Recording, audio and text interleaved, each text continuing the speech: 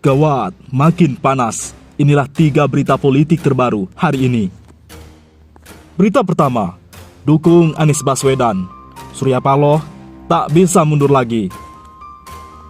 Berita kedua, post-truth, era kebohongan rezim Jokowi. Berita ketiga, berani, taruhan mobil Alphard. Prediksi Anies tak bisa jadi capres. Bos Citrus Network jelaskan ini. Berita pertama, dukung Anies Baswedan. Nasdem tak bisa mundur lagi. Bukan Surya Paloh kalau tidak berani membuat terobosan paling awal dalam pemilu. Tahun 2018, Surya Paloh yang pertama mengusung Ridwan Kamil di Jawa Barat. Jauh sebelum warga Jawa Barat bicara soal Pilgub tahun 2019. Baliho bergambar Surya Paloh dan Jokowi membanjiri jalan-jalan besar di Indonesia. Dan kemarin, Jumat 17 Juni 2022, Surya Paloh mengumumkan 3 nama, Anies Baswedan, Andika Perkasa, dan Ganjar Pranowo sebagai kandidat capres dari Partai Nasdem. Publik paham siapa dari 3 nama itu yang sesungguhnya diinginkan Surya Paloh. Cerdas dan taktis. Capres ditentukan dari usulan Rakernas. Pesan yang ingin disampaikan oleh Nasdem kepada para kader dan juga publik adalah bahwa ini aspirasi dari bawah. Dengan begitu, suara ini legitimasi alias sah. Partai Nasdem menggelar Rakernas di Jakarta Convention Center atau JCC pada tanggal 15-17 Juni 2022. Kepada setiap DPW telah mengajukan 2-6 nama kandidat capres. Hasilnya, Anies Baswedan mendapat suara terbanyak.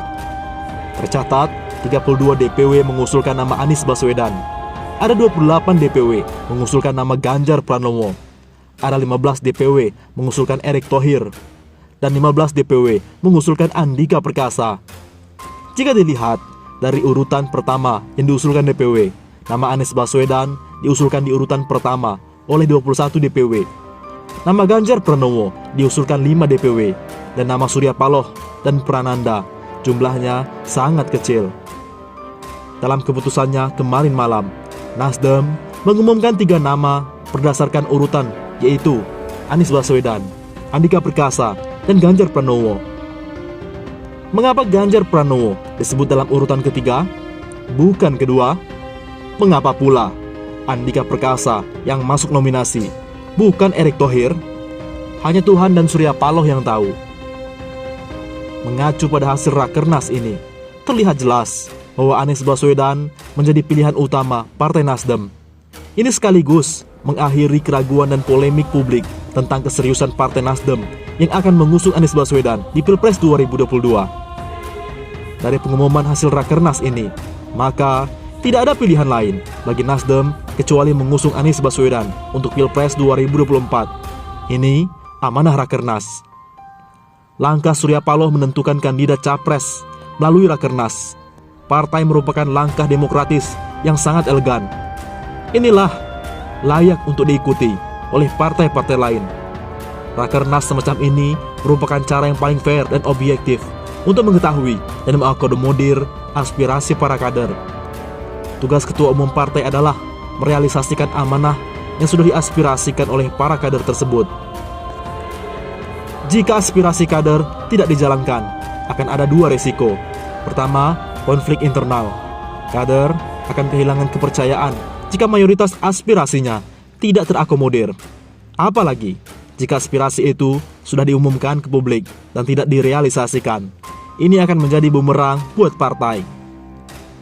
Jika keputusan Nasdem kontra aspirasi, ini akan memicu mosi tidak percaya kepada pimpinan dan konflik di internal partai. Selama ini, wacana Nasdem mengusung Anies telah memberi efek elektoral buat partai yang dipimpin Surya Paloh ini. Dan sejak kemarin, diumumkan tidak kurang dari 55 simpul relawan Anies di berbagai pelosok Indonesia menyambut dengan antusias. Ini bisa semakin berpotensi menambah elektoral bagi Partai Nasdem di pemilu 2024. Kedua, Rakernas yang terbuka semacam ini telah disaksikan oleh rakyat. Jika tidak ditunaikan, rakyat akan dinilai Nasdem main-main, mensela-mensle, dan membohongi publik. Akibatnya, Nasdem beresiko akan kehilangan banyak suara di Pilpres 2024. Nasibnya bisa seperti P3 yang ditinggalkan oleh konstituennya setelah ikut dalam KIB. Dalam survei elektoralnya, kurang dari 4%. Satu-satunya pilihan bagi Nasdem adalah merealisasikan apa yang sudah diamanahkan oleh peserta Rakernas, yang mewakili suara dari arus bawah maupun suara konstituen. Pimpinan DPW mengusulkan nama pasti berangkat dari aspirasi konstituen di daerah masing-masing.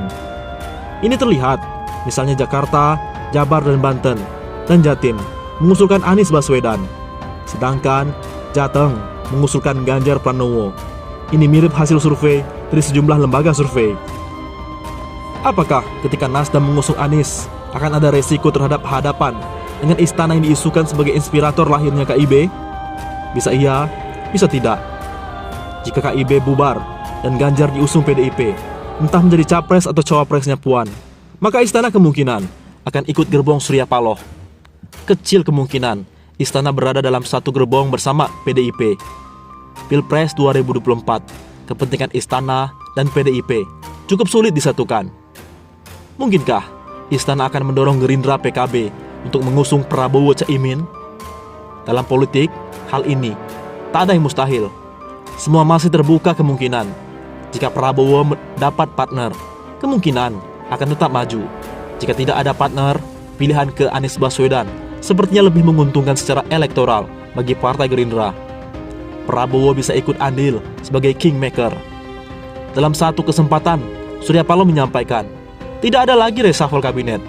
Rusak negara ini kalau masih ada lagi reshuffle kabinet. Ungkapan ini muncul setelah reshuffle kabinet hari Rabu Pahing, tanggal 15 Juni kemarin. Apa pesannya? Jika istana tidak lagi satu gerbong, maka sebaiknya hubungan dengan partai-partai pendukung harus tetap dijaga. Struktur kabinet harus tetap dipertahankan untuk stabilitas bangsa dan stabilitas pemerintahan di akhir periode. Jika tidak, maka akan ada kegaduhan yang memicu pecahnya kabinet Indonesia Maju. Boleh jadi akan ada banyak partai yang mencabut dukungan kepada pemerintahan Jokowi. Ini tentu cukup berbahaya buat stabilitas negara. Bayangkan jika di akhir jabatan Presiden Jokowi, para menteri Nasdem dicopot, maka tidak menutup kemungkinan akan ada partai lain yang ikut jejak Nasdem. PKB misalnya. Tidak menutup kemungkinan juga akan tarik diri. Begitu juga dengan P3. Dan ini tentu tidak baik untuk kepentingan stabilitas bangsa ke depan. Apapun dinamika politik yang akan terjadi besok, tak ada pilihan mundur bagi Nasdem, kecuali tetap terus mengusung Anies Baswedan sebagai Capres 2024. Siapa partai koalisinya? Kita tunggu kejutan Partai Nasdem 2-3 bulan ke depan. Berita kedua, prediksi Anies tak bisa jadi Capres. Boy Cyrus Network. Boleh, taruhan mobil Alphard. Pendiri Cyrus Network dan pengamat politik Hasan Nasbi mengatakan kans Gubernur DKI Jakarta Anies Baswedan untuk menjadi calon presiden sangat kecil. Bahkan, ia berani bertaruh mobil Alphard untuk prediksinya ini. Menurut Hasan, berdasarkan kalkulasi perkiraan koalisi saat ini, Anies yang tak punya partai akan sulit untuk diusung.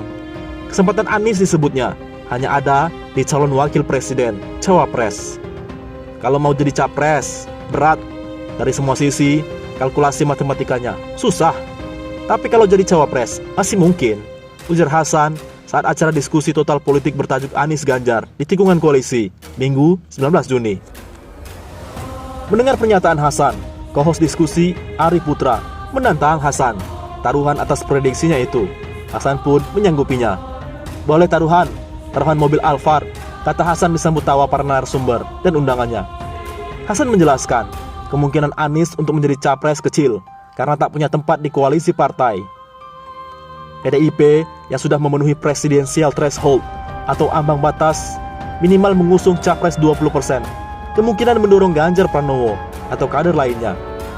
Memegang suara terbanyak kedua, Gerindra juga pasti menjadi pemimpin koalisi karena mengusung Prabowo Subianto. Selanjutnya, Koalisi Indonesia Bersatu yang berisi Golkar, P3 dan PAN juga kemungkinan akan mengusung Erlangga Hartanto.